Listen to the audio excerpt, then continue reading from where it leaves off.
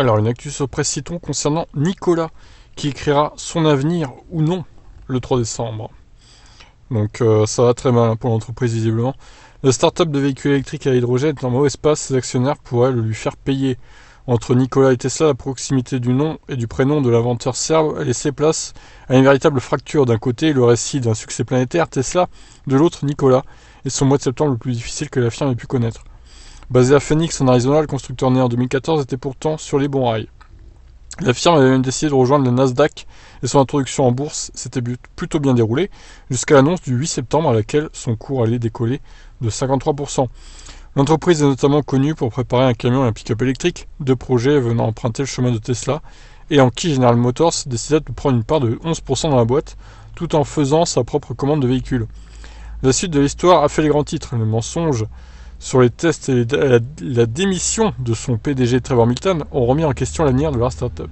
En parallèle, au cours de son action, la crédibilité de Nikola a fait les montagnes russes en l'espace de 5 semaines. Pour rappel, l'entreprise a plongé dans la tourmente quelques jours seulement après l'annonce de General Motors, quand un vendeur à découvert du nom d'Hindenburg Research a publié un rapport dénonçant l'activité du constructeur sous différents points, dont celui de la crédibilité même de son projet de camion électrique et la mise en place d'une fraude complexe fondée sur des dizaines de mensonges.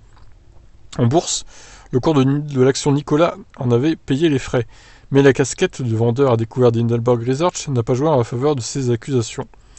Oui, moi-même j'avais quelques doutes au début de cette fameuse recherche sur Hindenburg Research, là, cette fameuse enquête qui était accablante pour Nikola.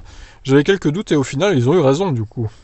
En réalité, il a fallu attendre le coup de théâtre de Nikola qui a répondu une semaine après ces accusations en reconnaissant plusieurs points, dont celui d'une vidéo de son camion électrique qui avançait effectivement sur une pente descendante, laissant à croire que la motricité de l'engin était déjà de vigueur il y a plusieurs années. Ce fut le point de départ d'une véritable remise en question. Mais pour l'heure, le partenariat entre GM et Nikola était toujours en vigueur. Alors, un long article pour le coup.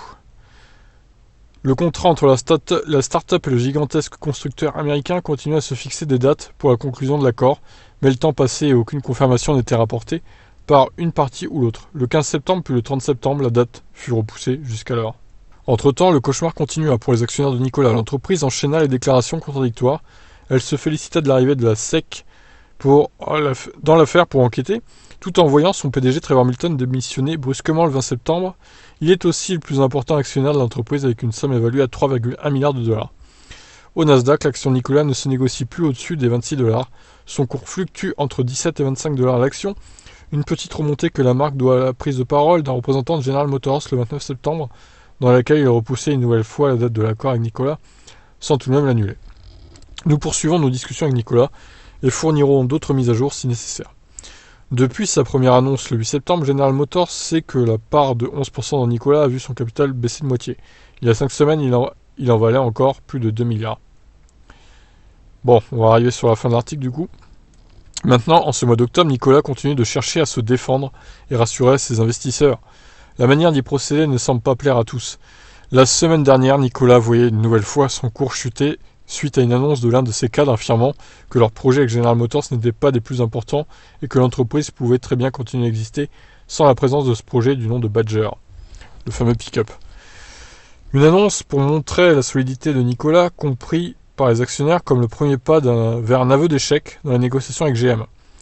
Mark Russell, le nouveau PDG de Nikola, déclarait encore le 15 octobre « Badger était un projet intéressant et passionnant pour certains actionnaires, mais nos actionnaires institutionnels se concentrent principalement sur le plan d'affaires. » À quoi faudra-t-il s'attendre pour la suite ?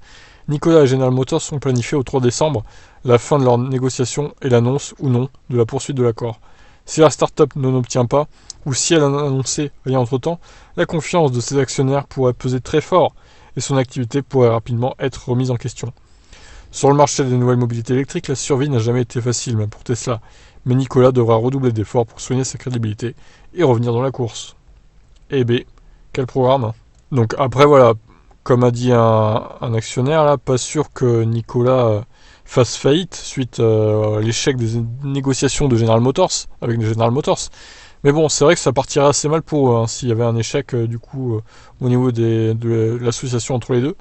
Je sais pas trop quoi penser de l'entreprise Nikola. Alors, le fait qu'il y ait un nouveau PDG, c'est bien. D'un côté, ça va peut-être aider l'entreprise à se remettre en selle. Mais là, pour le coup, ils sont quand même assez mal partis, on va pas se mentir. Donc, j'attends de voir, wait and see, comme on dit. Je vous laisse réagir. Qu'est-ce que vous en pensez? Est-ce que vous pensez que Nikola Motors va faire faillite ou pas le 3 décembre? Ciao.